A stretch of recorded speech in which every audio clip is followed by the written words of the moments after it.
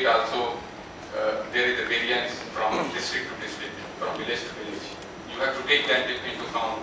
You cannot prescribe from the top. You have to work with the people. You have to let them devise their own self-regulatory mechanism. That's how the ownership is done. Social capital needs to be facilitated. Many places you won't have leaders. Centennial and Casino, I gave you the examples. They had leaders who came up naturally, but there are many other villages who will not have leaders. We have to facilitate that. We did that in the FCC project which we had, in the community conservation project which we had, by having a community leader with the designation of FCC, who was given the capacity, who was given the training, who was given everything, all the handholding to ensure that he can bring around change in the village. The role of the government and the forest department has to change from regulator to facilitator. It cannot be that we are here to regulate, cut timber, see regulate it properly, and extract revenue for the government from that. That's not the job of the department. The job of the department is to facilitate better management of forests. This is unfortunately the thing in not only the forest department, but many of the other departments. So that role has to come up, and forest department is the key, because you have the resources available, you have the expertise available in the forest department. Processes within the department need to change, keep pace with the requirements for acting as a facilitator. I'll give you an example of working plan preparation. The working plan preparation in the forest department, for example, stresses on scientific felling and regeneration of timber. It doesn't talk about how to optimally utilize the non-timber forest. It doesn't talk about management of water resources. It doesn't talk about watershed development in a proper manner. It doesn't talk about regeneration of flora.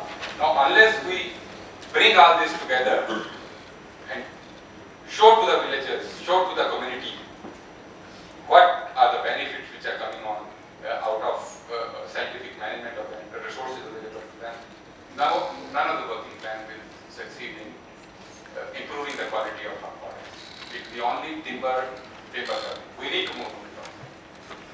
We don't have monitoring systems to tap external resources. We have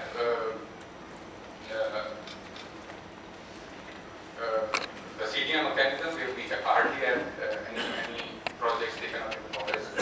I think only 6 projects were taken up in the entire country, out of which I think 2 maybe have received funding. We are moving, we have left the CDM thing away, and we are moving to the red. I don't know whether we will be successful in that also or not.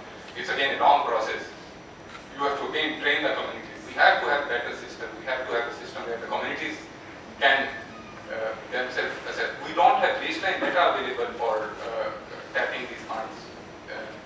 So we have to bring in the necessary changes to ensure that village level monitoring, change analysis can be done so that the resources can be transferred to the villages for managing their forests.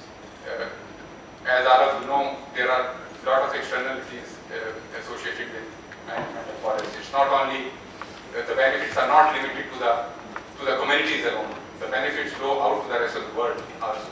Now, if the burden of preserving the forest, conserving the forest, are left with the villages only, but with the communities only, without adequately transferring resources from the rest of the world for the benefit they are getting, this is a basic economic principle. You will not have a sustainable system. So we have to ensure that our processes are simplified, our processes, necessary hand-holding is done, it can be simplified. Management in a sustainable manner. Then another observation which I repeated a number of times already, June can be a sustainable manner. Practice, we cannot exactly. Thanks, Ash. Any